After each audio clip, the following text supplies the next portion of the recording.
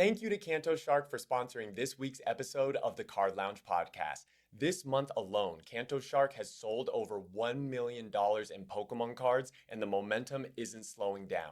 That's right, Rob. Recently, CantoShark.com sold a record-breaking Rayquaza Gold Star PSA 10 for $80,000. They also sold a first edition base set Charizard PSA 9 for $40,000 and a first edition base set Charizard CGC 10 for $45,000. CantoShark.com also recently acquired a complete Gold Star PSA 10 set, so definitely be on the lookout for those. This is the level of grails that you can find on CantoShark.com. If you've got high-end Pokemon cards, whether it's grails, even slabs, singles, vintage packs, vintage booster boxes, any and all Pokemon products that are $500 or more in value, Kanto Shark can help you get the best possible sales price for your Pokemon collection. Getting consultation from Kanto Shark is super easy. All you got to do is at Kanto Shark, DM them with photos of what you have inside of your collection, and they will get back to you immediately on consultation on how to best sell your collection. Whether you're looking to buy, sell, or consign, there's never been a better time to work with one of the most trusted names in the Pokemon hobby. So thank you again to Kanto Shark for sponsoring this week's episode of the Card Lounge podcast. Let's get back to the pod. Hey, what's up, everyone? Welcome back to the Card Lounge podcast. It's your boy Robo, and I'm here with Twice Baked Jake, and I'm in a new seat because... And he's in a new seat because we also have a special guest with us that's joining us on today's podcast, and it is Jarchomp. Hey guys, Jake, Jarchomp Collectibles. You may have seen me on YouTube with like vendor point of view content, but I'm really excited to be here with you guys. Yeah. Appreciate the invite. Yeah, of course, man. We're happy to have you here. We're happy to talk to you about just the crazy state of Pokemon right now. And then also, just as you mentioned, I feel like you are one of the more kind of prominent channels right now doing sort of YouTube content around vendor, like buying, selling, and like Pokemon POV vendor content. Yes. And I just feel like that kind of content on YouTube has just really in the last, 6 months to a year, really skyrocketed a lot of YouTube content creators. Yeah. And just... I've talked to you about this, but I would say 5 years ago, even if you wanted to make that content, it couldn't really exist. People just didn't have the know-how or the knowledge to make it really work, but it's kind of popped off, and it makes sense because trading card conventions didn't really even exist 5 years ago. That's the difference now. Yeah, those are more popular, but I do feel like, to your point, I mean, there's always been buying and selling happening in this hobby. Yeah. And it wasn't really till, maybe a year or two ago? Well, see, that's when it actually, maybe this would be the best sort of starting point to ask you. I mean, when did you first go, you know what? I'm vending. I feel like this is entertaining. I should start filming myself doing this. Yeah. Well, I'm definitely not the first person to do it. Right. And so I have to shout out some of the trailblazers in the space, Sure. right? So the first person I ever saw do it was a channel called Trading Card Empire. Okay. And they actually, I believe, were also the first people that Dylan, the Bulbasaur, saw do it. Ah, okay. And then Dylan, I think, kind of really popularized doing it on a consistent basis. Like, hey, I'm doing this show and then that show. And so you'll kind of see what happens at this show, and like an entire video is comprised of all the transactions that happen at a certain show. Right. And so I saw him, and then another person that was inspiring was Eric with Pack Battle. Maybe you guys are familiar with Eric. Yep, we're friends with Eric. Yeah, and so as I saw them creating content, by the time I found their content, I was already doing some vending and going to some of these shows for also video games and also cards. But once I started to vend more seriously, it really just kind of seems, and I know Dylan has said this, you're already there, and there's already interesting interactions happening. So just turn your camera on, and fun things are probably going to get on camera when you do that. And so our first time, my wife and I's first time recording and then making a video from a show was July of last year. So almost exactly a year ago at the Vegas Front Row Card Show.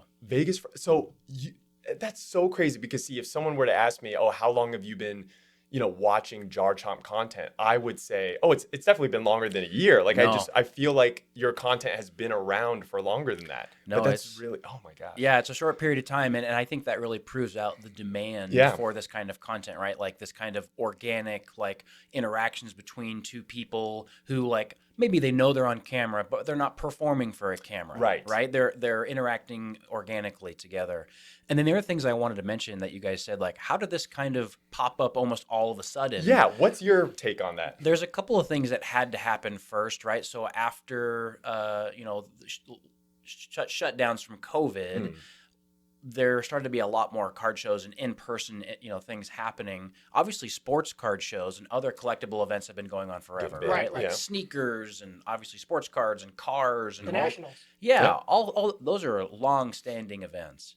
But Pokemon entering that space, I don't think it could happen until there was enough technology developed to really get the value of a card really standardized, right? So if you think about, like, how long have people been referring to apps like price charting and alt and TCG player so that they know exactly how much a card is trading for in real time? You kind of need that in order to have a true marketplace in real time. Otherwise, it's all very, very speculative. That's a great call out, because Yeah. I would agree with you. I would say like 7 or 8 years ago, you would go on like eBay sold listings and like try to do your best. And it was hard. Right. Yeah. And that's why some people got really good deals back then. Yeah. Some people got really Oh, bad yeah. deals.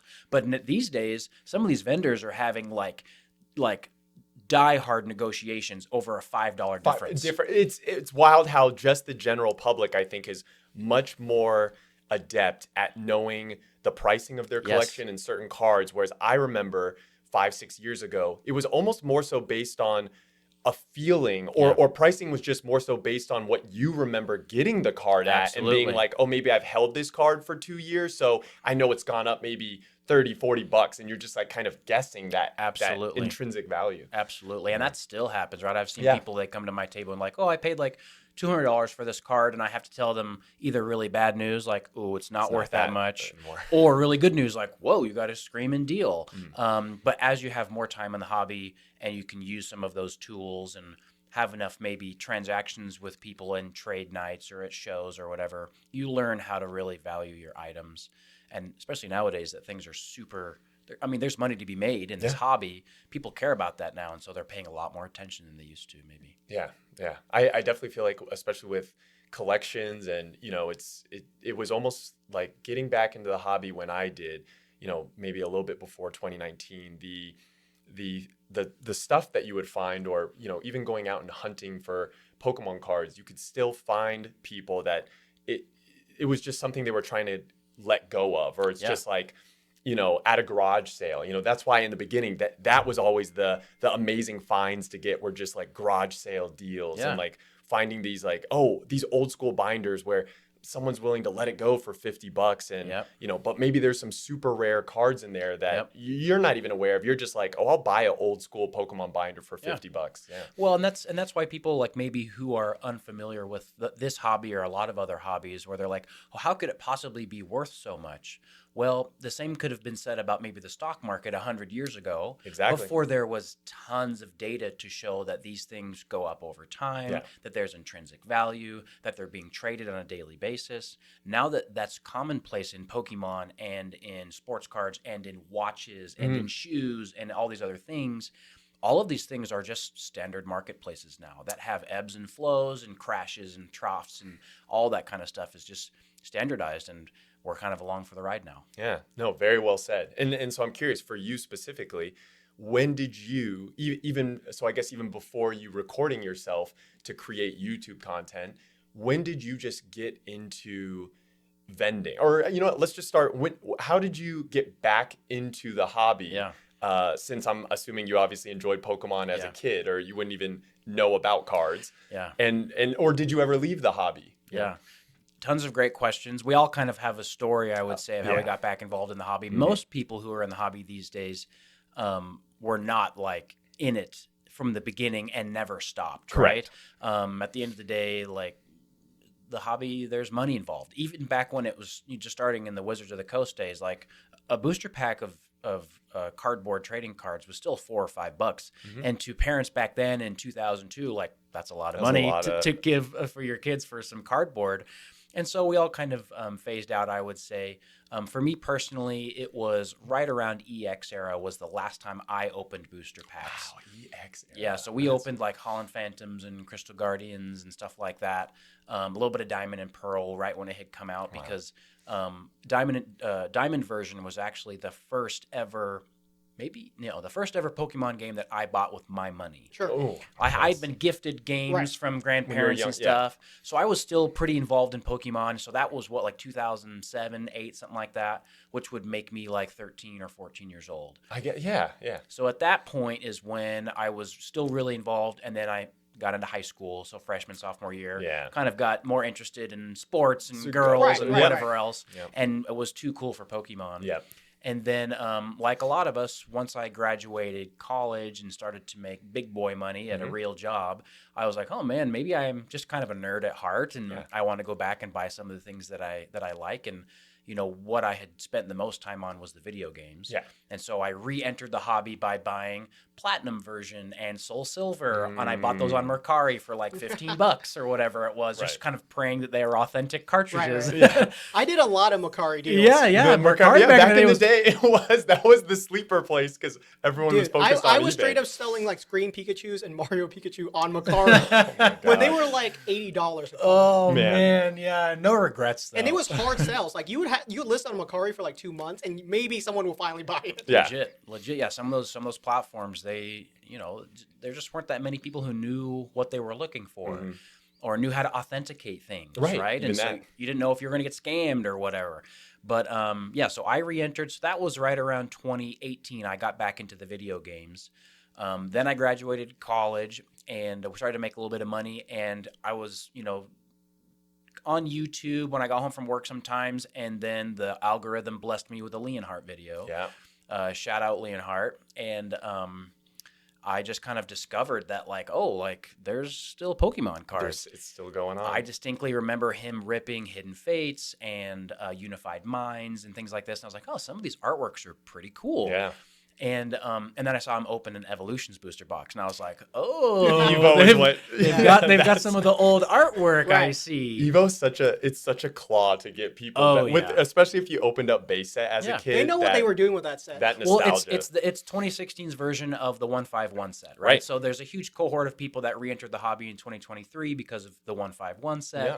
I was just back in 2020 when they were still honestly printing and selling Evo or Evolutions in a lot of the current product that was on the shelf. You could still get a booster box for like $90 on YouTube on eBay, and so I was ripping a lot of that. Was that in? So was it around like when you say you remember distinctly watching like Leonhardt videos on YouTube? Yeah. Was that 2019, 2020? That's when I kind of got re-familiar with the cards are still a thing. Yeah. It takes time. It takes some you watch for a while before you jump into it. Yeah. Well, and it's also it's money. You might still see it at Target, but you're like, man, $50 for 8 packs seems kind of crazy. Right. Yeah. These days now that's a screaming deal, it's a right? deal, yeah. But so the first time I actually bought Pokemon cards, getting back into the hobby, I was rolling through Target. It was still COVID had kind of hit, and so it was go to Target really quickly, grab your groceries, and go home. But I spotted some Pokemon cards, and it was an ETB of Rebel Clash and Burning Shadows. I remember that era very well. And I bought those 2 ETBs and went home, and I ripped them and caught the bug. And at that point, it was was the Burning Shadows ETB on sale? I think Burning Shadows ETB went for $30 at Target. It was stickers. stickered low. Yeah, they were stickered low, and I was like, oh man, even so, it felt like so much money to spend on something that I had no intentions of it being worth anything. Right. You're technically thinking about it like you're burning your money because whatever you're buying, it's not coming back in any way. Yeah. Yeah. No, exactly right. And that's how I perceived it. And honestly, that's probably how you should perceive it at the beginning is hey, this needs to be play money, throw away money. Correct. I was just buying things, and I had gotten a corporate job, and that job started to be more and more successful, and so I had a little bit more extra income, and started probably to buy more than I should have. Of course. And just ripped lots of packs, and then eventually got to the point where I was consuming content creators' videos about the market, and started to realize, okay, maybe there's more than just hoarding in this This hobby stuff. that I can do. And that's Yeah. kind of how it all Do, began. do you remember when you were buying that Rebel Clash or Burning Shadows ETB? Was that like when you started actively purchasing maybe on a semi-regular basis? Yeah. Was that before or after Logan Paul did his first edition base set box break?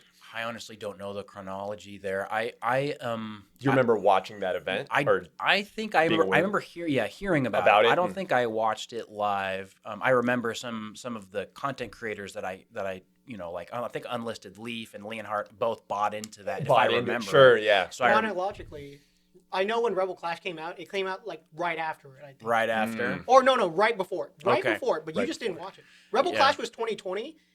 Because I remember it during COVID because Rebel Clash was the first COVID set. Yes, I remember Yes. that makes sense. That's right. Yeah. It was sitting there on the shelf all dusty, and I was like, "Oh, I'll take you home." So, Yeah, it was the first. That's right, the first COVID set. Because I remember getting back in, and the set that seemed to be most prominent, or at least when people were like kind of grabbing stuff off the shelves, was I don't know. Champions Path and Vivid Voltage kind of had the craze, and Right. I guess Before that, Hidden Fates. Hidden Fates that's right. was a craze before. Oh yeah, Hidden Face was huge. Did it that just drop had a between shiny Rebel? Charizard, and that's all it takes. Was Hidden Fates after Rebel or Darkness Ablaze? No, it was way before. Hidden Fates is a Sun and Moon set. Oh no, right, but it was still you could still find it. Yeah, like because they did Hidden like Fates 4 was right reprints. before. That's right. And even when I got back in, so right, Sword and Shield was active, and there was a huge reprint because I remember early on, even speaking of like content in this era, is like early like TikTok videos and stuff that was going viral was when people would just show shelves of the GX tins, like the Charizard, Gyarados, and the Raichu, and Target would just be lined with them. Absolutely. And then when the craze I remember hit, when Hidden everyone Face was- tins at Target on Black Friday were $10 a That's tin. incredible. That was a Black Friday tin. I did get $10 some- for 4 packs of Hidden Fates. Woo! Yeah, What I a probably deal. picked up like 2 of those when I could have had access to like 40 I of think I them. also picked Well, up like 4. At that time, like, and maybe just wasn't- after that, that was kind of the first advent of like Pokemon scalpers. Right. And so, because people really wanted It wasn't that set. like that, how it is now back then, right? Yeah, like Hidden Fates honestly was like kind of our first taste of. I mean, you've seen some of these videos of people like throwing elbows at Costco for 151. It was almost to that level with Hidden Fates. Right. And so the fact that you kind of see this like up and down every so often, there's a set that just causes a craze. Yep. That's just normal now. Yeah. I do remember the ebbs and flows, but there was especially maybe it was the 3rd or 4th reprint of Hidden Fates where the craze had officially like locked in. Yeah. And I don't know if COVID had started yet. Maybe it had, but there was like it was like Hidden Fates ETBs were like They're like gold. the chase. Like if you could bump shoulders to get to some place that you knew was dropping Hidden Fates ETBs, that was like the goal. There was a point in time when Hidden Fates ETBs reached $300 after they were released. Right. Well, right. And then They dropped a lot. Right, Like, because I they think there was were a reprint. way more expensive. Yeah, like the huge reprint after that is what dropped the price. Because if they didn't have that, then 300 would have been the floor, which means after that they would have soared to something crazy. It's funny because like the fact that the Pokemon Company did that 3rd and 4th reprint of Hidden Fates like well after its initial release, Correct. They're not necessarily doing that for every set that's in demand now. Right. And it shows that the company is growing and learning about how to manage these demand spikes,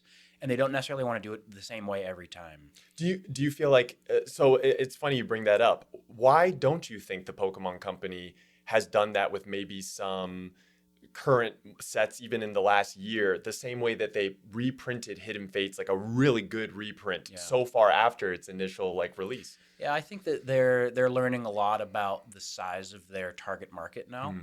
And how that target market, the majority of the people who are in it for the long term are people who want to see their items have consistent value over time. And when you crash that, you kind of spook off what might be your longest term investors and buyers. You think they care about that? I think they look do. At that. I think that they do. And that same mentality is the mentality that causes them to do reprint sets like this black and white one that they're announcing, right? I think we talked about this on an older podcast episode, but basically, I think you had the idea that you think like every single set we've been increasing the amount of print run, but last year they actually slowed down print run quite a bit around Stellar Crown I have to a theory Surging about that Sparks. as well. They honestly. slowed down the print size. My theory is basically some stores were losing business. which is insane. Shrouded Fable, Stellar Crown, I would say like Paradox, Rift, Temporal Forces, the sets that came before it, the prices dropped so much for the booster boxes, stores no longer made money. Like $80 a booster box, you guys remember that? I do, yeah. And so they had to lower the print run just enough so that booster boxes had to be like at a sweet spot of around 120, 140, so that there's some meat on the bones for stores. Right, because the Pokemon Company, their customers, I mean, while they see us as the end customer, is really the Pokemon shops. I hear that, but like they've been through that for decades. Okay, now. so what's your theory? True. My theory is that because of rising costs and inflation, they had to change the MSRP at the beginning of Scarlet and Violet. And it did raise, yeah. And so they raised MSRP, but that did not affect the standard market price of a booster box, right? So when they reprinted, for example, Silver Tempest and Lost Origin, that hit the market and was worth maybe like $85 to $95. When they reprinted Scarlet Violet Base, that's worth $85 to $95, despite the fact that MSRP was meant to be $15 or $20 more on those boxes. So in my opinion, I think that they've done this intentionally so that the market can become adjusted to a higher MSRP and feel like it's still a bargain, because 2 years ago, the new MSRP was not a bargain. It was just an even worse deal than the old MSRP. Well, and then a lot of that kind of, the logic there also is just the fact that I think we are so used to this previous era of boxes being at, you know, if you know an LGS or maybe you pre-order from their shop frequently, you should get a booster box at around like $100 a box.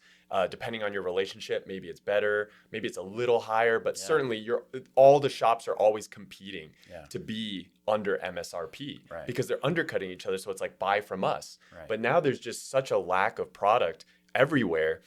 It's suddenly now to get boxes at MSRP is a fantastic deal. And that's what MSRP is supposed to be. It's just like, oh, that's what you should buy it at. Yeah, it seems to me like we've coupled kind of a perfect storm of they intentionally throttled printing on some of those later Scarlet and Violet sets at the same time that there was this enormous demand spike. And that's what's causing the like immense scarcity where we're at now. Seeing. Yeah, which I mean, the demand spike, I guess, you know, obviously that's not something Pokemon could have controlled. That's just kind of. I mean, they did release a Pikachu set, you know, during the holiday season, right? Okay, so that helps demand. Sure. So you think the Pokemon Company did what they could to kind of just be like, what kind of exciting things can we do within the realm of our company's control to just bring people back into the hobby right now?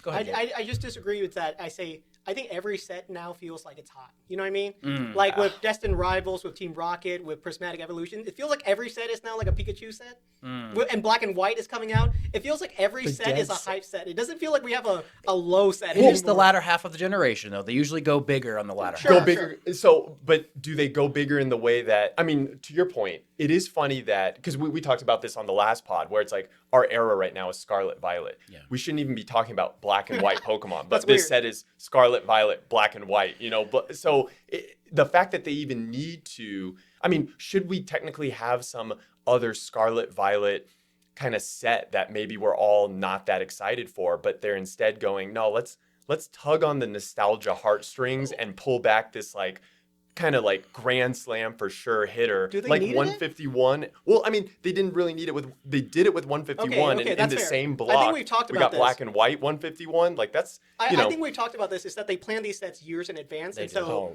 realistically, they didn't expect it to be like hitting this hard, you know? That's true. Okay, well, if they planned it 2 years ago, they still planned that right after 151, they're doing a Black and White version of 151 and giving every single card an illustration rare, which is unprecedented. I mean, if I was working at the Pokemon Company, my job, I'm not going to try to design a bad set. So I'm going to be pulling the levers that I know will hit.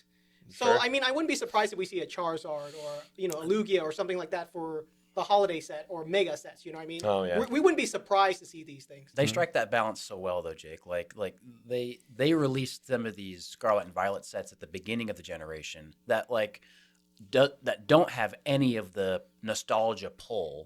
They were more true to what was going on in the games, some of the expansions, the future and past kind of gimmick. Paradox forms. Yeah, and that stuff is interesting and cool, especially for maybe the younger generation who's getting into Pokemon for the first time. Yeah. But it didn't have any nostalgia for people like us. Right. And but now they're pulling those levers at the end of the generation. No, I think you're absolutely right. Is that for the first 2 years they went straight as an arrow, you know, Temporal Force, Paradox Rift, Yeah, Future Past. yeah. They definitely went with all the gimmicks of Scarlet and Violet, Ogerpon, and all the stuff from the games. How But many then after- Ogerpon EXs have you guys pulled? Oh, geez, I know there's. I know A million? I also A feel lot like of them asked. the Ogerpon, even these newer generation like legendaries, I feel like they just don't have the same like. They're not meant for us. Like you know, like as a Lugia or a... nothing will take the place of your heart from like the old legendaries, but they're not meant for you. I think there will be kids that like Ogerpon. My little brother Really? has a theory that your favorite Pokemon game is the one that you played when you were 9. And No that matter is what. kind of right, and that's red Shout and out blue Jarchomp. for me. I Yeah. do know people that are like huge like fans of like the newer trainers and the new Pokemon. I know people who are a fan of Ogerpon. I know people who are a fan of Kieran from the game. So whoever's that person, probably 9 or 10. I get right, And nine that's or 10 okay. I think to that point, you just when you're that's just such a pivotal growing kind of age. Like you're becoming more autonomous. Yes, You're not like and a child that anymore. speaks to why we all love Pokemon so much, which is we love Pokemon because it's an opportunity to express your own identity. You can pick the Pokemon that you like the most for your team. For your team, Yeah. you can choose the moves that you think are the coolest. All good of point. those things you can express yourself in the game, and then that's reflected back to you, and then you like become the champion of the entire world in the game, Right. choosing the things that you like the most. And there's nothing That else is in life true. that you can do that when you're 9 or 10 years old. Yeah, certainly in a game, I guess to your point, there's a lot of games where you'll just get the characters the game tells you you're going to play, and they have the moves that they are. But like if I always feel like when I was a kid, I'd want a well-balanced team just so I could always have super effective against my opponents. So you try to do the spread, but if you're a kid that's like you got an affinity towards water Pokemon, you could just get the full water Pokemon lineup, level them up, and you could beat whoever you want. Absolutely. If you just, made them strong enough. And that comes back to, people come to my vendor table and they're like, hey, like, do you have any Primeape cards? And I'm like, Primeape? Why are you looking for Primeape? Like, oh, Primeape's my favorite. Yeah. He always beat the heck out of Misty and Lieutenant Right, Surge. it was and I'm just just on like, their team. All right, yeah, you love Primeape. You've got memes with Primeape. We've talked about that one. Is that you said like some of the newer legendaries like Koraidon and Miraidon, they don't hit with you. And I said, oh, dude, if you're 9 and you're riding your legendary and you're petting it, I just feel like it'll resonate with them. I feel like there will never be a legendary that will take the place in your heart of whatever your legendary Exactly. is. You know what I mean? Imagine, no matter how good it is. Imagine 15 years from now, and they're going to have enormous Koraidon plushies and like a little sandwich plushie so they can feed their Koraidon. Yeah, sandwich. We'll see. Okay, Koraidon and Miraidon, I think are cool. But Ogerpon, even the 4, what is it, like the Chi-Yu and the like Ting Lu, they I kind never of just... remember those. Well, exactly. But those are legendary. Well, not every technically. legendary is going to be a hit. I know, but it's a weird goldfish. Someone likes it, but it's not me. I guess maybe right. What I'm curious, when you were a kid, so 9 or 10, what was the first generation game you remember like growing up with them playing? So I bought my first Pokemon game with $6 in cash on the first grade school bus. It was red version from a kid named Jared. Shout out Jared. Thanks for your red version. Nice. We still have that in the family. My little brother still owns that exact cartridge. Wow. Nice. And so yeah, we played through. I played through red version on a borrowed Game Boy Pocket, I think. Yeah. And but then like the first one that was like, hey, this is my game. I got gifted a Game Boy Advance and Leaf Green when I was like 9. Green. So You remember the batteries on those things? Oh, You'd have to yeah. like replace them Yeah. every 5 hours. Oh of yeah, gameplay. and the thing, back in the day, those things had so many cool accessories. You got like the wing handle and the light that reaches the light, over. with the magnifying glass Oh, on top. man. I remember you had to like find a kid with a trading cable, or else you can't trade. Yeah. No, and so that's why That was having big. a brother was actually really important back then. You had a brother, he had a fire red, you had leaf green. You could trade your version exclusives. It was like a dream come true. Oh man, yeah. When they did the reprint, yeah, because I remember. So I just grew up with original red and blue, Yeah. and then I remember picking up red and just playing, like clocking in so many hours. Yes, hundreds of Yeah. hours And just- grinding. you're like you'll get all the Pokemon up to level 100. How do which I feel like evolve no one this does that Graveler? anymore. He's already at level 80. Yeah. And you're like, oh wait, I gotta remember trade him. that. I remember having Yeah. a Haunter and a Kadabra, and I was like, "What do I got? What do I need What to do I do? And- Where did Gary get this we Alakazam? didn't have any idea. Like there was Right. no No, Google. you couldn't there was go to no the internet and look it up. Yeah, you either had a friend that just knew that had an older brother, and then the older brother had the game guide or like Yep. could figure it out. I thought trading to make it evolve was the biggest BS I've ever heard. I was so mad about that as a Well, kid. but it's such a genius from the Right. business Brilliant perspective corporate to get- strategy. Brilliant, because then it's like you have to talk to people and be like, oh, do you play this game? Oh, you don't? Oh, check it out. Oh, and then we can trade. And like, that's how I get a You go on Gengar. vacations and see your cousin and they have gold version. And you're just like, oh my gosh, you have new Pokemon. What is a Don fan? Dude, the whole reason I think even Pokemon is still like the #1 media franchise today is if you really think about it, before the internet and before we had terms of like going viral or what virality was, Pokemon was that thing where when you're a kid and you're meeting say new kids in a different city, or like if you're trying to play at the YMCA, you join basketball or soccer club and you're talking to other kids, the first thing you would kind of ask is like, oh, what games do you play? Oh, do you have Pokemon? Oh, what Pokemon do you have? And especially with the cards, it truly was like this viral sensation that connected all kids to give them something to talk about. Like, absolutely. No matter where you traveled to. So. Well, and back then, like the value of your cards didn't really matter. Right. And so it was about getting the cards that you cared about. Yeah. And so you would actually pull things from a pack and like, oh, I don't really care about this Squirtle, but I really love Charmander. So I would trade with my buddy on the playground, and like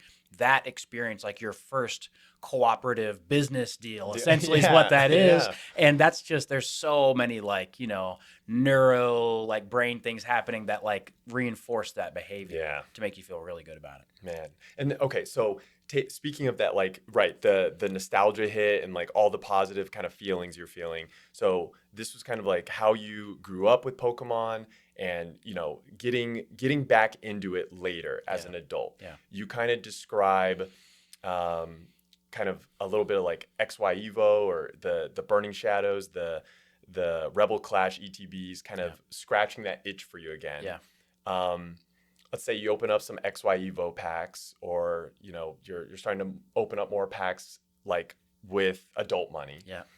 From that point, where do you go from there to becoming one of these guys that now is vending at all these different card shows and basically is doing that full time as your livelihood? I was going to bring that up. Was how did you get into vending? Because it's kind of a leap to start vending. Right, because you could have just been an adult collector and we could have maybe met you at shows, but it's kind of like to go from just getting back into collecting to not even where you're at now, but just the start of, I guess, maybe the current journey you're in. Great question, right? Like it's not something that like organically kind of dawned on me that you could sell Pokemon cards, right? So as I was starting to buy cards and open them I kind of happened upon a couple of the really original rip and ship channels that were on YouTube. So one of the ones that I know that maybe some people aren't really fans of this creator, but I just kind of happened upon him in 2020 was the Card Economist. I don't know if you guys are familiar with him. I am familiar with him. So he does things his own way, and he's obviously very successful in the way that he streams and stuff, but back then there really wasn't like a Whatnot or a TikTok or all these places. This is before all those companies had even started. Yeah, and he just kind of had this. He was pretty original, honestly, in the way that he was opening packs live on stream and doing different like slab games and games of chance and things like that are very commonplace now. Yeah.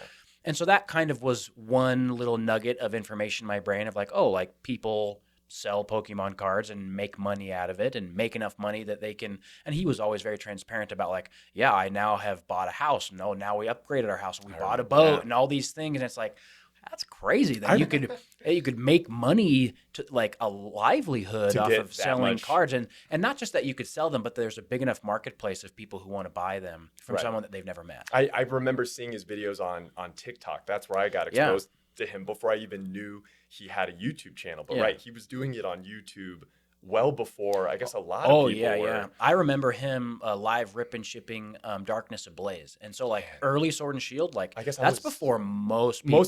I was doing it around that time too, but I think maybe TikTok Live had I was doing videos on TikTok, and then Live was something that came later. But I specifically remember him talking about like the early days, or even just him doing like, so how you discovered him, was it because this is technically before YouTube had even YouTube Shorts? Correct. You couldn't even, so how did you even find his channel if you didn't know he existed? Somehow the algorithm recommended me one of his live streams. Shot you his video. And so I clicked into it. I was like, Pokemon Rip and Ship live stream. Like, what even is that? Right. And all of a sudden he's like talking to the chat and opening packs, and I'm like, this is sick. Like, this is really cool. Ironically, I don't want to do that. Yeah, but like, you know, the fact that you could watch people open packs and that is super innovative. It's a really cool idea. Yeah, and you're doing it with like a community as opposed to alone in your bedroom. Right. You can watch the experience of packs being opened and not have to spend any of your own money. Like, that's exhilarating. And so like I would watch it a lot, and so that kind of, again, planted that seed that you could there's sell. that starting point.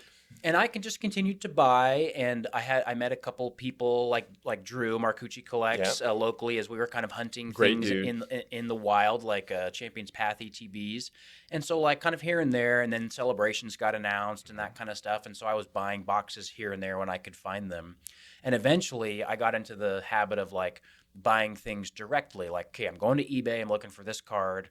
I'm going to Mercari looking for something specific, not just like randomly ripping packs. And once I did that, I realized that like, oh, like you could buy anything in this hobby. It's all for sale right now if you want it. And so I was buying a bunch of things, trying to, you know, fill binders with a specific goal or whatever. And eventually I just got to the point where, and I've said this on other videos of my own, but like I just got to the point where I had more things than I could personally enjoy. Yeah. And so I was like, you know what, like, you know, I'm open to selling this. And then right at that same time in my local area, there was a video game convention. And I also like video games, and I actually collect Pokemon consoles and stuff like that. And so I went to the video game convention, and it was like my eyes just absolutely What year was this? This was 2023. 2023. My eyes just lit up, and I was like, wait a second, like local people who don't have a brick and mortar store, but they just have a cool collection, can just go to these conventions and sell stuff and like do deals with people. And if I'm a patron, I can just go to these conventions and buy whatever I want. And it's like the coolest store of all time.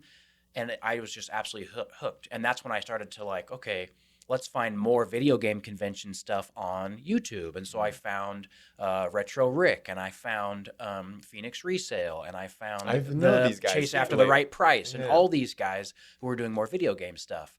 And then the algorithm was like, well, maybe you would like a trading card version of this. And it was Trading Card Empire and Bulbasaur. And that's what fed you into, I want to say, I think the first video where you popped up on my radar, it was a vendor video, but it was a video game thing. And I wonder if you remember this, because I think it was like maybe like an old guy that was asking. Yes. I don't know how, you probably know because it's your content. Yeah, this is one of the viral shorts. But the first thing I saw, and it was just the interaction where like I think he really overvalued his thing. Yes. And you were kind of like, hey, I do this, man. I know the price on these. And then I think it just led to not a deal being done. Right. Which usually is not the content that goes viral, but that just based on, I just remember watching it being like, oh, this is an interesting interaction. It's got a lot of views on it. We talked about that. Is that vending is all about like the humanity of it. Is that as long as you're having It's a conversation really just the and interaction, part, it doesn't matter what you guys are really talking about at the end of the day. Or if a deal closes or doesn't close. Yeah. Absolutely. You know which video I'm talking about? Absolutely, I do. And the thing is, like, that is something that was, I know that Bulbasaur talks about being inspired, you know, kind of along the way by the Pawn Stars show. Why that's so successful. Yeah, and the Pawn Stars show, they show deals being done. They also show deals not being done. Correct. Yeah. But it just depends on, is it a novel item? Yeah. Is it an interesting person? Is this going to be camera worthy? Right. The items were interesting because it was like sealed video games. Right. It was just stuff that you wouldn't typically see day to day, whether you go to a card show. Yeah. It's about the story, right? Yeah, and the individuals are interesting, right? There's the vendor person, me, who's kind of all business and like, this is about kind of, can I make money on this deal? Yeah. And then there's the patron who's trying to sell me this stuff, who obviously has a more emotional attachment to it than I'm not going to be able to reciprocate that in a financial way. Right. And so the deal didn't happen. And so that's the kind of thing that like people see and they're like, oh, like this is kind of a controversial interaction. I liked watching that. Who is this guy? And that's how I kind of got branded as maybe, you know, not the nicest guy potentially. It wasn't even that, you know, and see, we'll go more into that too with the the evil Coop facade and how that plays into Shout growth. out the YouTube short comment section for branding me evil Coop, because I think that has helped in the long run. Interestingly, like in the beginning, didn't love it, Of but course. like because I have no affiliation with Coop, right. But it's weird to be branded with someone else. Do you know him? Never met him, never talked to him. I haven't met him either, but I'm sure he's a cool guy. Yeah, and but then now I feel like it's a kind of a term of endearment, like we've talked about, and I know that most people just do it because they like to troll me a little bit. Yeah, and shout out, internet trolls, I got love for you. Don't worry about it. Yeah. So so from that point in time, when you are kind of, did you, your first show where you're going to vend, you're like, all right, this is some of my stuff, I'm willing to let it go. Yeah. Was it more card stuff, or was it like video game stuff? All card stuff. Because at that point I had seen enough of like the card convention content to feel like, okay, people are buying singles, they're buying slabs, they're buying sealed boxes. Mm-hmm. And so it was a local show, 20 tables. Just 20. Yeah, and it was in like this unused retail space at a mall that's local to me, and really low foot traffic. But and I had no idea how to set up my table. I brought like a 6-foot plastic Costco table. I had my singles like in a cardboard ETB box, just in top loaders that you could flip through. Yeah. I had I had gone on Facebook Marketplace and bought like this grandma China armoire, where like you had like 2 opening sides, and I would just put little plastic stands in there and set my slabs up, so it was kind of vertical display. Right. And it was incredibly ugly and obtuse and heavy. That's so funny. And so that's when like people send me messages and they're like, hey, like, what do you recommend for display cases and all this stuff? I'm like, try it out yourself. Find what works for you. Yeah. What worked for me was not something I would necessarily recommend to everybody. But now you know. I bet now I know. Yes. Yeah. What's so from those beginning points though? I'm curious, and we'll definitely keep going with your evolution as you grow as a vendor. But if there's one thing that you know now from all of your experience gained that you could have, told young, Jarchomp way back when, what would be like something you've learned now? Just that. Oh, that's a good question. Yeah, if newbie you could time vendors. travel back 3 years ago and like shout like what'd one you tell sentence yourself?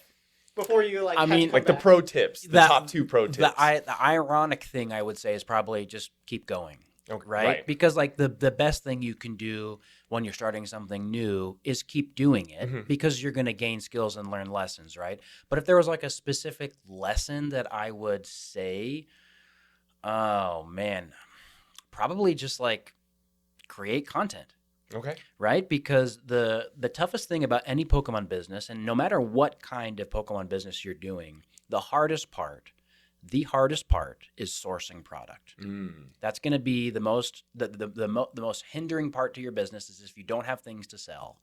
And for me, one of the best ways to get product is just because there's name recognition. Right. And you get name recognition by self-promoting. By content. I think that keep going thing is great. I don't think I've told you this, but there was a time when I almost quit my channel because I went like 8 months long, and the most subscriber I had was like 800 subscribers after 8 months. Yeah. And at a certain point, it takes some time to grow on YouTube, especially. Yeah. It's very normal for people to go like years before they reach that 1K sub. Yeah. So I was like, oh man, this really isn't going anywhere. Maybe I should just stop doing Pokemon card content. But I was like, no, I just want to grind, and I enjoyed it. Yeah, so I kept going, enjoy it. And then COVID hit and things popped off. Yeah. But things might have never popped off. That's when it popped off for you? I thought you were already kind of popped off. No, that's the thing. I was like an 800 subscriber YouTube channel. Maybe you were low. Actually, you know what? I remember you were kind of like a sleeper channel, but I feel like I even remember seeing some of your videos just before you had technically popped off. Right, but like that keep going thing is huge. Like, you never know. Well, that's fun. I mean, it's funny. And then your second piece of advice was the creating content thing. And I get asked that a lot about creating content. And that's what I tell people about creating content. You just have to be consistent. There is no other. That is the best piece of, like, if you stop, you just won't. I mean, I can just bluntly say you won't make it, because there will be other people that want to make it just as much as you, and they don't stop. So the people that don't stop will, by definition, just they'll have more volume of stuff out there to the people that, take a break for 6 months or quit. You just really can't. You got to be consistent.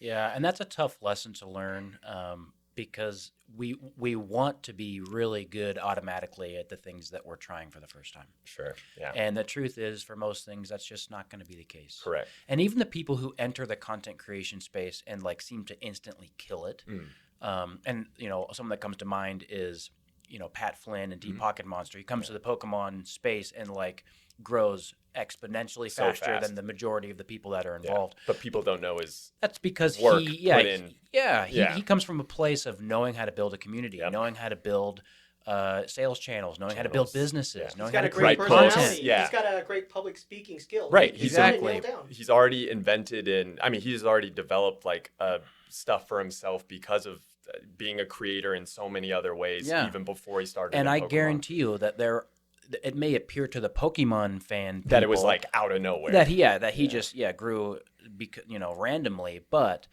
I'm sure if you ask Pat all these questions back when he was learning those skills in other industries, that he was just as bad as we all are at some of those things as like cameras and angles and lighting and consistency and how to have charisma on a camera and all those things. You're absolutely right. He already had the skill sets in other applications. Correct. He just reapplied it to Pokemon and it worked out for him, but he already had the skill set. Absolutely. Yeah. And he has the passion too, and that helps. Right? I was going to say the passion is what helps him keep going, because you can tell he genuinely has a love for like Pokemon and Pokemon card collecting. He could, because his skill set is so strong, go into chocolates or anything and kill it. But it's like, if he doesn't have the passion for it, he might just stop after a year because he's like just killing it for the sake of proving he doesn't have the passion for it. And Pokemon, his drive is just, of course, he was he's still one of the like fastest growing channels because he just has the passion and the skill set. Yeah, absolutely. And that's another thing that I would maybe say to the budding Pokemon business entrepreneur person is,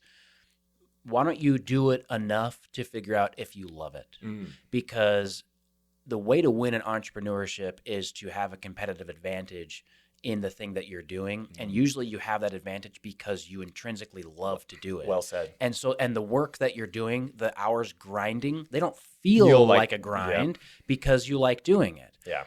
And so if you're doing something right now that you're trying to build into a business and every hour just feels like tedious and forced, it might not be the thing then. That's I've seen that in the content space too when I've talked to people, and it's funny when you can tell, because there's definitely all times when we experience burnout, or you maybe just feel like, do I need to put up that one episode, or can I just not because I'm not feeling it? Right. And you do see that those are the kind of moments that make the difference. Is the people that are just like, well, I still, I love this. And it's not to say like someone that maybe is tired or, isn't putting out a piece of content every day. Maybe to themselves, they're saying, oh no, I do love this. But there is kind of like that. It's only a small, I think I said this on that Nostalgianomics podcast. It's like a 1% to 5% difference, but that small amount is what makes the ultimate difference in the long run. Yeah, absolutely. Right. And it kind of, I compare all of these things back to like fitness regimes, right? One of the best ways to get in shape is it's not some sort of secret workout routine. It's just showing up consistently. I know. Yeah. And so you need to pick a workout type that you like enough so that on the days that you don't feel like working out, that barrier to entry to doing it, you still do it. Like if you hate running, Don't run. You probably don't run. You probably shouldn't choose that as the main way you get into shape. Sure, that's fair. But fine, but if you like pickleball or tennis, that will force you to run without you thinking about it because you're just playing the game you like. Yeah. So that'll help. Good point. I need to play more pickleball. You know how I got fit back in the day? Played DDR. There you go. DDR. I did a full summer workout game. of DDR. I would for sure watch a YouTube video of you doing DDR. Dude, you would see videos of. That was like a work. You have to be in shape. Like when you're playing at the expert level and you see those guys doing double pads and you're like, oh man. For those of you who don't know, Dance Dance Revolution is like that video game that you see the sweatiest person of all time doing at the arcade. And if you stepping on the panels as the arrows. Yes, if you can do that to a high level, my respect. I used to do that for like an hour or two, and I clocked that as my workout. That's intense. I love that. Were you good at it? No. No, okay, so you never got, okay. So but it was fun. It was enjoyable. So you went to Pokemon cards. As long as you're moving, that's like the important thing. Yeah. Okay, so then from Pokemon cards, from vending with Pokemon cards, you're starting to see that you like it. You have this passion for it that you speak of. And from the first show, you said very low foot traffic. Did you get any good sales, or what makes you go to show 2, 3, and 4, let alone show number 10 and 15? Yeah, I brought some cool cards to that first show, right? And that's another thing that kind of dovetails into a question I get asked often is like, hey, what should I bring to my first show? And it's like, honestly, you should bring anything that you're willing to sell at full price. If you are not looking to replace that item right now, then you should probably bring it, because someone's going to want it and they're going to pay you full price. And so I sold a few cards that like I liked, but I was willing to take a full price offer on them. And that just taught me like, okay, these things do sell in the tens and hundreds of dollars value. And so like if I, brought even more of those kinds of things to another show, maybe I would do a little bit better. Yeah.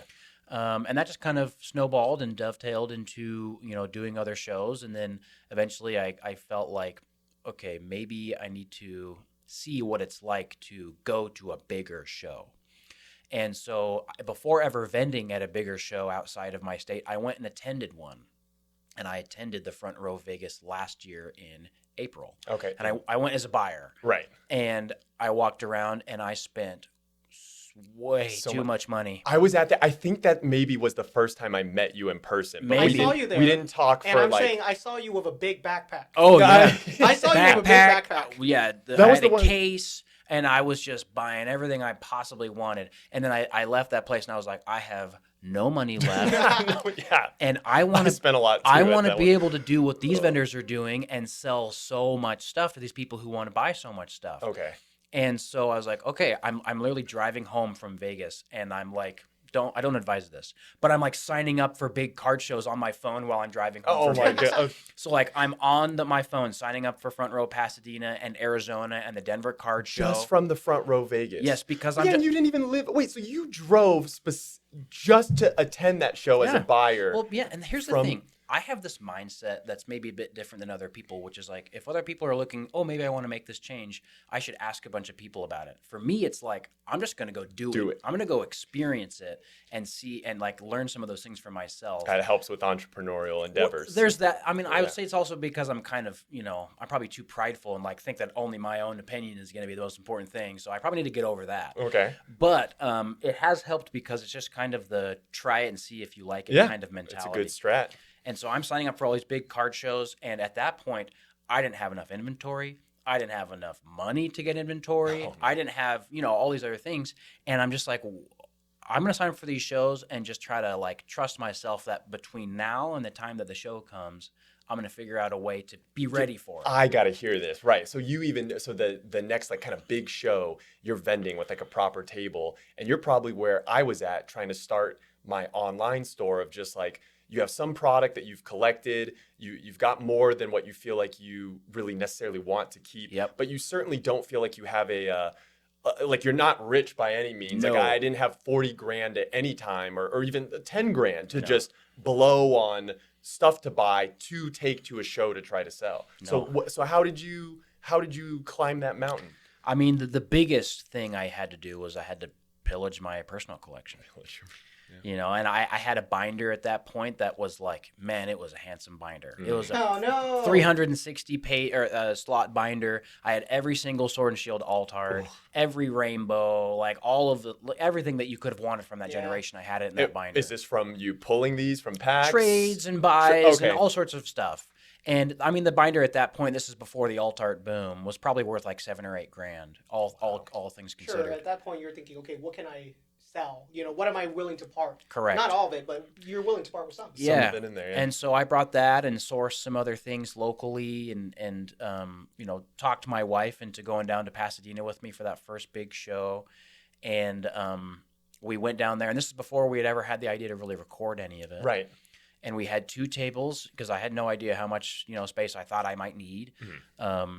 and we had 2 tables, and we had 3 little display cases and a backdrop full of sealed boxes and stuff. How'd you get the display cases? Or no, to you I had them from the local shows. Okay, so I bought those on Amazon. They're like, $120 for a 2-pack, like cheapo plywood kind of thing. Okay, you'll have to show us those later. Well, yeah, I've given them away since because we'll know the better stuff that we're supposed to be vending with. Yes, yeah. And so I went down to the Pasadena show, and we somehow hit the alt art boom right as it was happening last year in June. And right. We were talking about that. Right. Yeah. And so all my cards kind of went up in value by like 20-30% all at the same time. And I went down there, and like over the course of like Saturday and Sunday at Front Row Pasadena, I sold like $10,000 or $12,000 worth of cards. And I was like, wait a second. What's going on yeah, here? Exactly. Yeah, like, this is more money than I've ever had in cash, right. And so that was kind of there was a light bulb moment there. Yeah. Because I also knew that there was so much that I could still learn.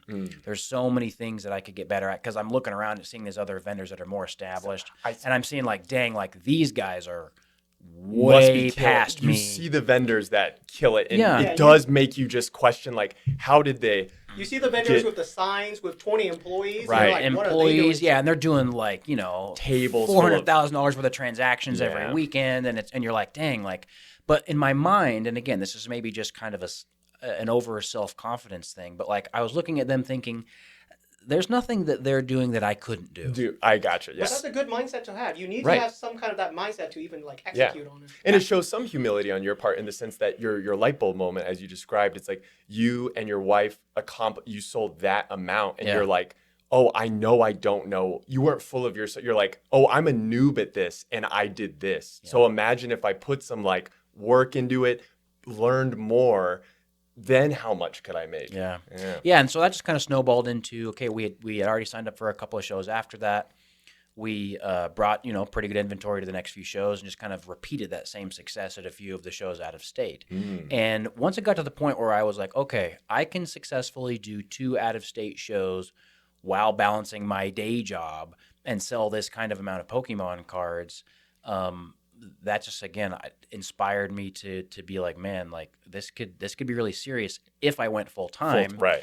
And then I've talked about this on other videos, but like, some things happened at work where I was like, well, maybe I don't need to be here long term. Maybe the role that I'm in is kind of at a dead end sort of spot. Yeah. And so are we in a position to take that leap and go full time? And the answer would have been no, except for starting in July is when we had started making the vendor POV videos. And some of those shorts that you're talking about that you discovered and kind of went viral for us were all from the first time we ever recorded. That's crazy. 3 of the shorts that we have, I think we had like 3 shorts that hit well over 500,000 or over 1 million views. Yeah. All of them were from that first show. And we're like, well, dang. That's so fun. Again, with the, like, you did that as a noob content creator in a way. It's like you didn't even create content. No, like 25 subscriber channel. Okay, well, like that's the same with you. Like your trade up challenge, you didn't know it's going to get like 20 million views. I didn't, but I'd been creating content before that video for like years. Sure. With, and like for them to be able to just like create, well, it's you filming the vendor POV. But there is always a tipping point that kind of lets you know, like, so imagine if I did put effort. That said, hey, a signal. This is something that's possible. That's the thing, right? And so by the time we got to that kind of tipping point where it was like, maybe we should leave the job, we were not at a place from an inventory standpoint or a content creation, like revenue generation standpoint, where it was like, oh, this is an obvious choice. But the trajectory was like, if we continue at the rate that we're doing and maybe even a little faster because we put more time into it, you'll hit it. Then it's possible. And so it was a risk, but it was also a calculated risk. I want to impress upon anyone, all you guys lounging with us that are listening, what Jarchomp just said is like, I think a lot of people say if they want to do something big or go full time with like content creation, that you got to do it in this like safety net zone. Right. And I actually think it's not like you make the leap of faith with complete 100% like risk, but there is a calculated risk factor where you do need to like not even make a jump, but you can't have like one foot in the swimming pool and 1 foot out. It's like you're going to have to do a jump at some point. And you have to kind of be okay with that risk. And I started to realize that when I made my risk, it's funny, leaving my daytime job, I had a very similar thing to what you just said, where it's like, oh, I'm wondering if even this current job is going to be going anywhere if I stay with it. So you see the signs there and you're like, man, and if I could just take all the time I'm spending there and allocate it here, how much better that would be. You really have to take a risk or a leap of faith, because only when you have the feeling of that risk do you do the extra work, the push, there has to be a fire that's almost like lit under you that is gonna make you succeed more so than the people that don't have that fire. And that's why you make it work, because of the fire. The psychological, I guess, analogy to this is I've heard that if you put like some cheese in front of a rat in a cage, it's going to run towards the cheese. Mm-hmm. But if you put some cheese in front of the rat and you waft the smell of a cat behind the rat at the same time, it's going to run toward the cheese even faster. Right. Yeah, so there's a little bit of thing to chase, and there's a little bit of thing to run from. Yes. Some healthy anxiety can help you. Good. That happens, I think, to most entrepreneurs. Oh, yeah. But another thing that I will add is that everyone's situation and their starting point is different. True. Everyone is at a different level of the amount of responsibility that they have at this moment that they can't walk away from a comfortable job because of, right? Mm-hmm. So I did a podcast with Eric from Pack Battle, and he still works full-time in corporate America. That's right. I remember. And that's crazy to me, because he kills it. But he talks from a standpoint of like, I've got kids, I've got a wife, we've got a nice home, and we're at a place where we have an expected lifestyle that we're not ready to put on the line if we have a string of bad shows or our content slows down. And I totally respect that, because he's a family man and he has made that calculated risk to, grow maybe slower than he would if he was in 100%. But, that's his life, and they're living, and they seem to be really successful and happy. Yeah. If he can do that and pull it off, it's like more power to him, because I would think it's like, because he has the family and the kids, and he's doing 2 jobs, basically like 2 full-time. I don't know if I could. He's a wild man. He's killing it. You got to have a strong work ethic to do all that. And he did like a walkthrough of like day in the life of Pack Battle, and it was like every 30 minutes is booked. He's and I'm something. Like, dude, you're killing it. Yeah. No TikTok time or YouTube time. Like, he is making content, sourcing cards, live streaming, traveling, working his full-time IT job, family time. It's like, bro, man, good for you, man. Oh, yeah. It's not something that a lot of people can say that they would be able to accomplish. And he's not like playing video games for 4 hours in his spare time. He said though he goes online and plays COD sometimes. I'm like, bro, how do you do it? You gotta relax sometimes. He does it all, man. Maybe. Yeah. Oh man, that's wild. Okay, and then so you're kind of transitioning to this point now where you are vending at shows. You talk about like the inventory that you're getting.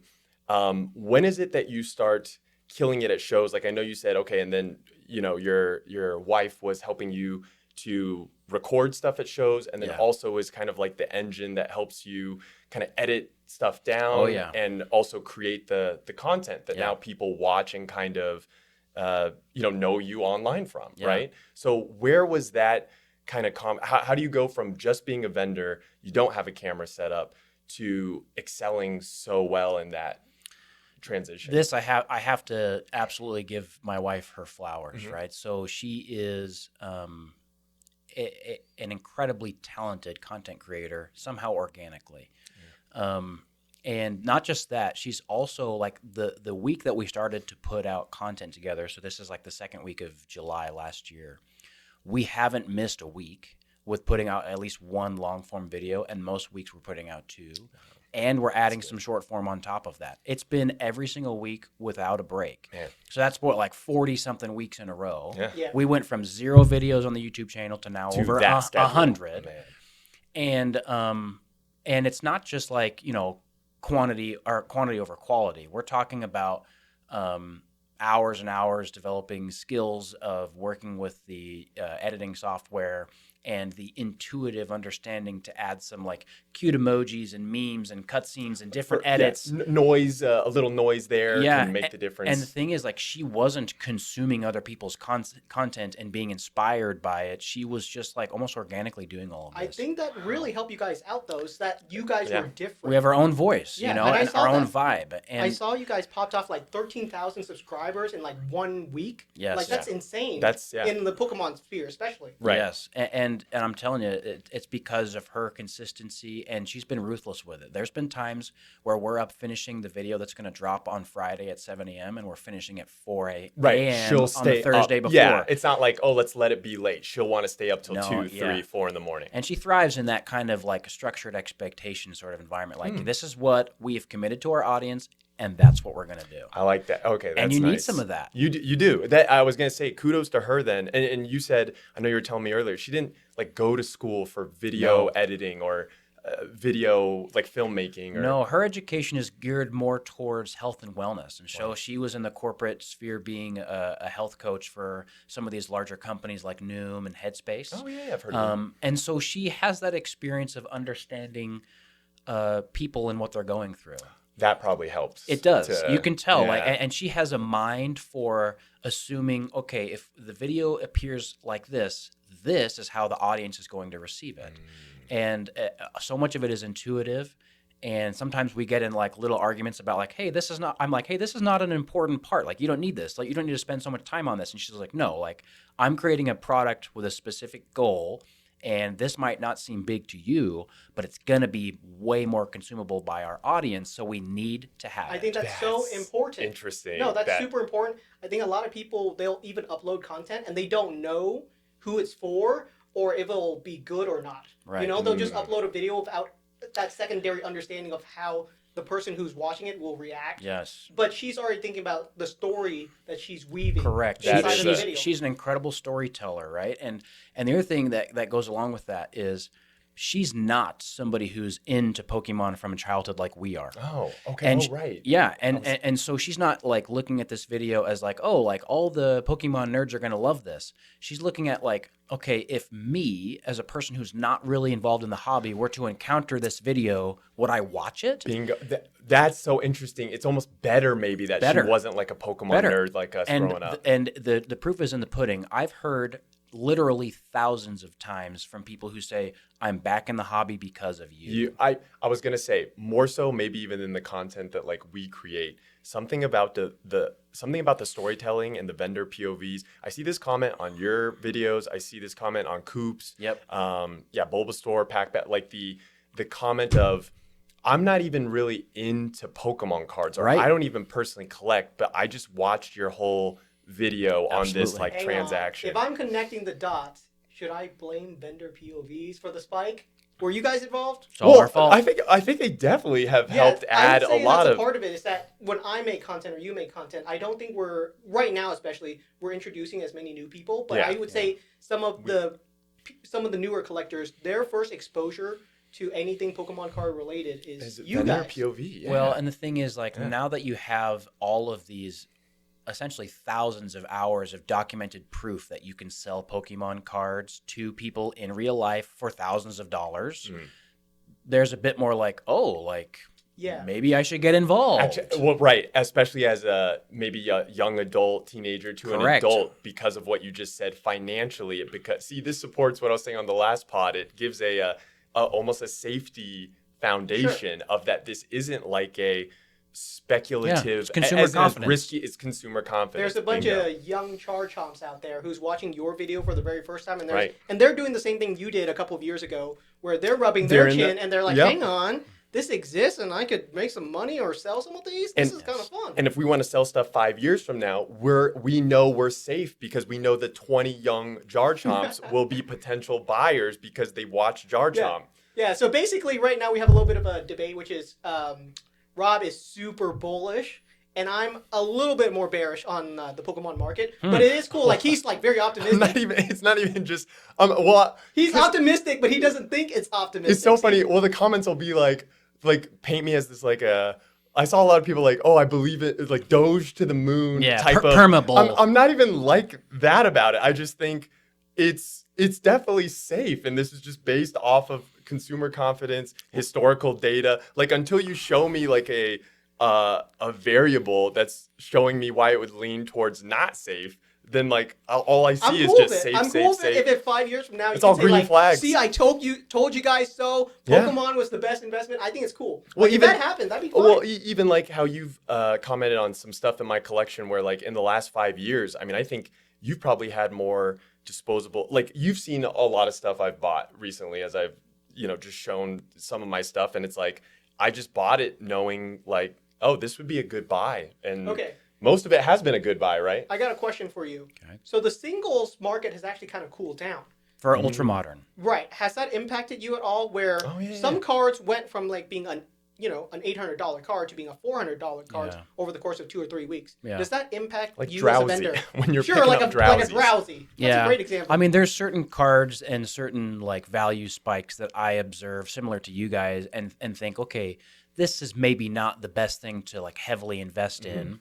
And also as part of kind of a well-rounded inventory, I'm not like ultra heavy in one generation over another, unless it's like obviously more I see attainable. what you did there. So basically, you might take a hit on a modern by like 10% or something. Right. But vintage, you're taking a 20% Oh, up yeah. or something. Oh yeah. So overall, I see the same thing. It's basically you and I are up. There might be a card or two or something inside our collection that's down. Right. But overall, our collection is up. Yeah, because one thing at least about this current market is there's sectors that cool off and sectors that go up. It's not like a general market decline, right? Correct. Because Cool. we're seeing record sales on vintage cards while some of the ultra modern stuff is going down.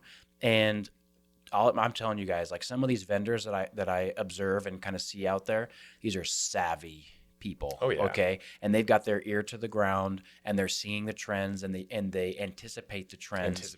And they see them early and take swift action with big dollars to move their entire inventory from like, okay, last month it was all Sword and Shield Alt Art PSA 10s. Yeah. And that was huge. I'm feeling like the megas and the tag teams are going to move, and they transitioned their entire inventory in a space of a couple weeks. Like these guys make huge moves. Yeah, I saw the same thing. And again, with the consumer confidence, with all of them doing that, not only does that kind of, you brought up a good term when we were talking earlier about self-fulfilling prophecies. Yeah. It's like as long as everyone almost agrees on the logic behind a trend swing, right, the trend swing will occur because it's just like we know about the, we're so ingrained in the Pokemon hobby, right? But like we're maybe 2 to 3% of the hobby when you factor in like just all casual collectors out there. But because we're talking Pokemon every single day, and other people maybe just want to get some packs or it's just like a weekly opening thing, we'll know about the news of like when they said, oh, they're bringing megas back. So it's like Legends ZA news hits our ears first. If you start making big swings with big money early on, by the time the news kind of disseminates to the rest of the general collecting population, you already kind of have a built-in like growth of just that this card might go up a little bit. You were talking about that earlier, but basically I saw the same thing as 2 or 3 months ago during different card shows. You could see the vendors asking me questions like, hey, do you have any megas? Megas, yeah. I will pick those up because they just anticipate in 6 to 7 months that's going to be the thing that pops off. Yeah. They are already thinking that step ahead. And it has. It has. And one thing I will say is that is a much more speculative way to run your business. Sure. Right. And so not every vendor is doing that. I'm not doing that. Do you do that to any degree? Maybe to a small degree where I'm like, I see some of those things move and I kind of like experience the increased demand and I want to meet that demand and have something for buyers to buy so from you'll me. know want to have to some pick inventory. more up. Yeah, Okay. but I don't make huge like entire inventory pivots like that because I'm much more comfortable working with my standard 20 to 30% margin compared to like maybe some of these guys are seeing like a 50 to 100% margin when they make that big swing. Right. But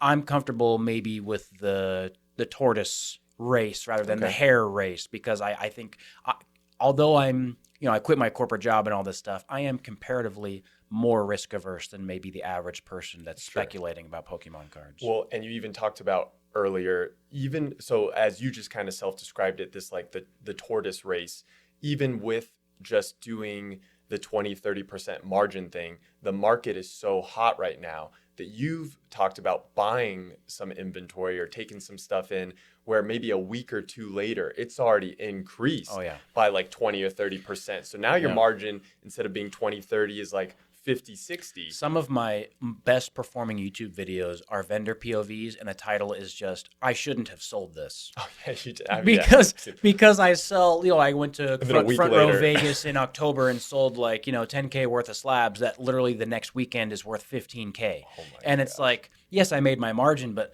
dang, I could have made a juicier margin. Wait, this is actually what I want to ask you about.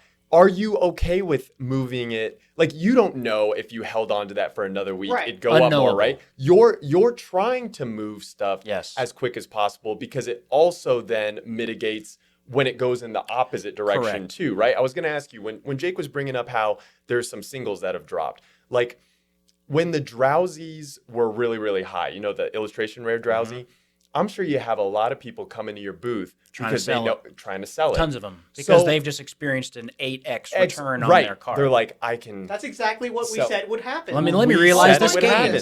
Wow, we must be good at this. We should start a podcast. Yeah. So you go, or people are going to you. They're trying to sell you the card. What is that combo like? Are you willing to pick that up knowing, I'm going to get it at a percentage and I can still sell it for this $70, $80 value to the right buyer? Or do you end up picking up maybe 4 or 5 of those and then like 2-3 weeks later, it ends up dropping to the price you just picked it up at or dropping even lower? Yeah. How often does that happen to you? And when it does happen, what do you learn from that then, what do you learn from that to then change in your behavior of buying and selling moving forward? Like I said, I'm comparatively more risk averse maybe than your standard vendor. And so will I speculate to some degree and maybe take 1 or 2 of those cards in? Yes.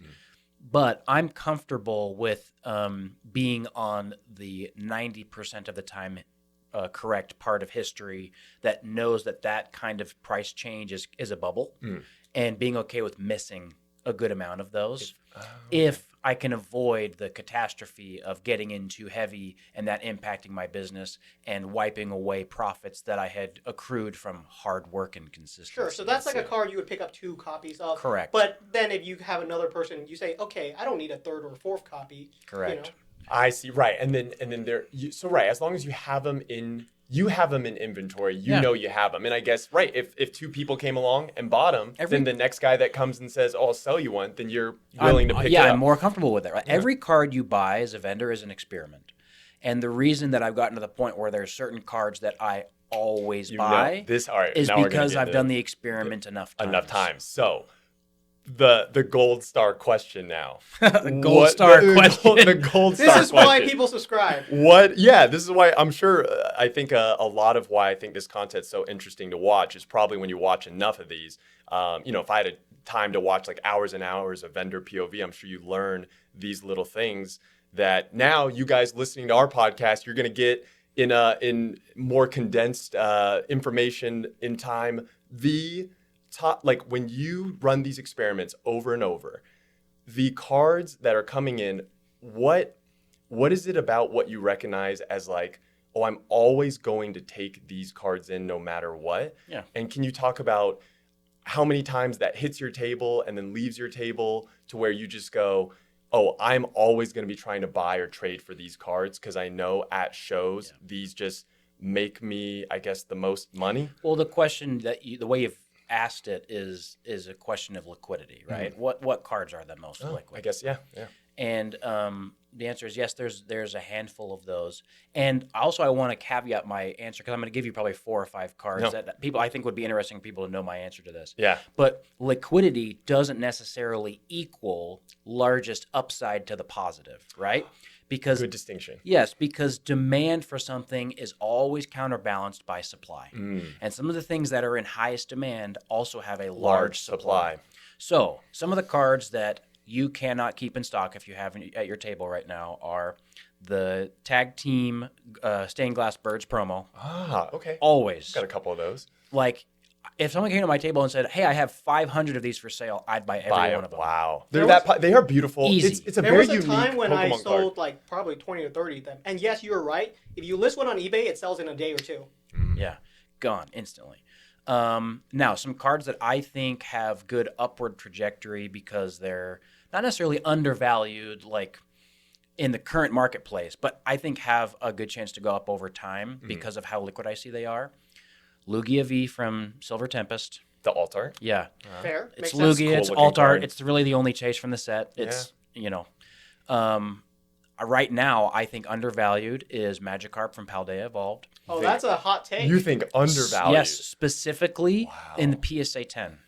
Why? Because it's super It's low hard. population. It's hard to get in a 10. This is a I know the population report of it, yes. This I is do a agree. modern card that's extremely hard to grade.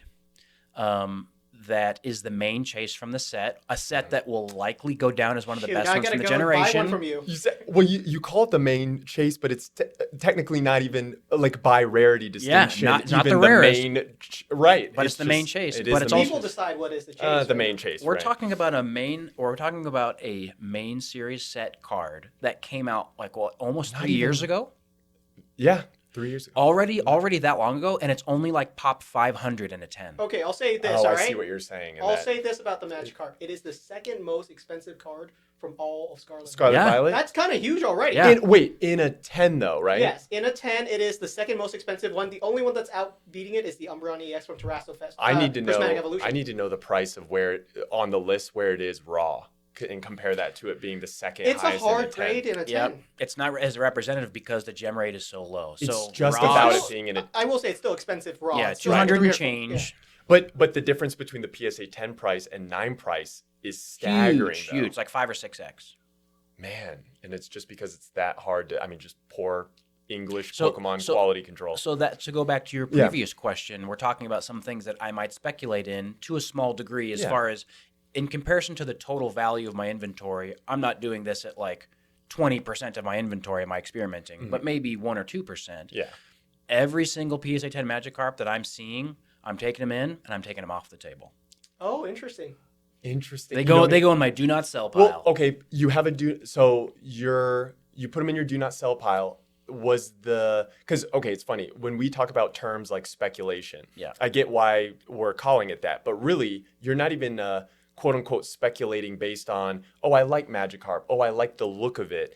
This is based off of data that you've collected from running your experiments at your table. Right. Was there a time when you were taking in Magikarp PSA 10s, you were just putting it in your on your vendor table, and then like a minute later someone was walking by and just picking it up from you basically? Not with the Magikarp, but I've seen it with the Bubble Mew. Oh, the Right. So the Bubble Bubble Mew, like we talked about previously today, there were times where I brought 5 of them to the show and they all sold, and then I bought 5 more from patrons at the show and those all sold. Wow. And I should have known, maybe I should go around to every table and buy every single one at this market price so that you can just have them. so that I can sit on them for a couple weeks. See, Right. that's a very interesting scenario because there's 5 people that are buying it. They're speculating that it's going to go up more, and the 5 know. people who are selling it, they're cashing out because it's already gone up enough that they've made their bag. Right. And it's that Correct. distinction in thought. I mean, didn't Arvin basically do that with the Bubble Japanese Mews? one, yeah. With I think he has like 100 copies of the 10. Oh my gosh. He's a wild man. And is he just sitting on them to just He's to a dragon. He sits on his golden horde. Right. Okay. I've It's seen his Poncho Pikachu stacks. I've Yeah, seen yeah. them. He's gonna great. sit on. But even then, if you wanted to sell some, or to your point, it's like the Bubble Mew. Do you view that as? Why would you then? I guess it's the dichotomy of like you're experiencing where you can buy it from people, put it in the case, and immediately sell it and make essentially what is free money, kind of just on that day in a way that you're just so. Well, he's the middleman transition. You're You're a middleman. vendor. You get a pass. Thank you. The thing is, with you just doing that, though, I guess you see the signs of where you're like, I guess I could hold this more because I think it might go up. But do you want to have as many things possible kind of coming in that you're wanting to buy and immediately wanting to go out the door because it's essentially like you had like free money. I mean, it was something you didn't have before. You spent less money on it, then it goes out the door. You've made that like just positive cash flow, right? And so don't you want to keep more of those, I guess we'll call them like turnstile cards that are really, really hot in play for you as long as possible. Yeah, in a perfect world, I have, at least 1 or 2 copies of all the cards that I feel like are in that scenario. But we're also talking about Pokemon. And there are like 1,000 Pokemon, and there are millions of people who like specific Pokemon, and not everyone likes Bubble Mew. Fair. And so I want to have a wide array of items, and I compare my store. I suppose you can't have your table just be 50 Bubble Mews. I compare my table to Walmart. How many SKUs are at Walmart? 300,000. Yeah. They could sell something to anyone. Right. And I want to have a lot of SKUs as well. And so one thing that I see other vendors do is they kind of maybe fall in love with this idea of having like 15 or 20 really high value cards at their table. I see certain tables like that. And I'm like, hey, you know what? Like, do you? And I'm sure that they have great sales channels for high end cards, but I sell like between like 300 and 500 cards at every show. Some of them are worth like $1 or $2. Some of them are worth a couple $1,000s. Right. I have something for everybody, and because of that, I'm willing to take in all types of trades. And you get good, and you've talked about this. So why is it that you're more willing to? You're happier to take in trades as opposed to just people maybe buying. It's a trading card game. Yeah. And so people want to trade their cards in for things that they value more, like the same way that on the playground back in the day. I might have traded you my Charizard because you had the Nidoking, even though the Charizard maybe more people want. I want the Nidoking, and so because of that, the trade experience is so fun for people because it's not necessarily money. We quantify it with money so that we can try to make it as fair a trade as possible for people. But we're talking about things that they don't value as much so that they can get something that they value more. Right. And me being the facilitator of that, while also knowing that, either today or at the next show or the show after that, I'm going to find somebody who wants the card that I took from that other person. And that makes me a facilitator, and it means that I can have a business off of something that ends up being a win-win interaction for each person along the way, even though from the lay person's eyes on YouTube, they see he just keeps making money on every transaction. It's like, yeah, that's not free. I have expenses and stuff, but it's because I'm providing a service the same way as any business. Okay, Jar. Before we go, you promised us 5 cards, and you've only given us 3. So I want to hear 2 more cards that you think are I'm going to take off the table list. Dragonite V from Evolving Skies. Oh, dude, that's a great one. That one is kind of undervalued. Perfect price point for a higher end card, but also affordable enough that a lot of people can get it. It's got a lot of potential. It's from Evolving Skies. It's an alt art. It's Dragonite, original 151. So many things going for it. Yeah. So we've said Dragonite, Lugia, Magikarp, Stained Glass Birds. What's one more? Right now, guys, if you get a full art Gengar from Phantom Forces. Oh, well, everybody needs that. It's so funny. I have had this combo in the DMs with so many people on IG where people are trying to hunt that card, that specifically in the last maybe month or 2. I have the same people who say the same thing about Gengar, is that there are people that think the Fusion Strike Gengar is still underrated. There are people that are speculating saying, hey man, this card is going to outpace Umbreon in a couple of years. I don't know if that's true, but there are people based that on are Gengar's that deep popularity. on Gengar's popularity. I don't agree with that. I think that some of those people are believing that the skyrocketing price of the box is going to indicate that the card will also go up. Sure. At a certain point in the lifestyle of a box, those two things decouple. Yes. Okay, before we go, can you tell our viewers where we can find you? Absolutely. First of all, thank you guys for having me on. Yeah, I love talking Pokemon cards with fellow Pokemon card nerds. Yeah. And so if you guys want to see more of our content, we are on YouTube at Jarchomp Collectibles. We do a long form video, either vendor POV or podcast style content or something like that every single week. And other than that, on those videos, you're also going to see basically a card at the end of the video that shows when our upcoming shows are and where we're going to be in real life, what shows we're doing, where we're vending, and if you want to come do a deal with us in person, that's where you can find us. All right. Nice. Thank you so much, Jarchomp. You guys have been amazing. We really appreciate you. I'll definitely be doing some deals at your table. Promise. Promise. Let's do it, guys. Appreciate you. Dude, thank you for being able to come, man. Appreciate it. Appreciate it. Yeah. And thank you guys for watching and tuning in. Thanks for lounging with us. Peace out, everyone. See you guys.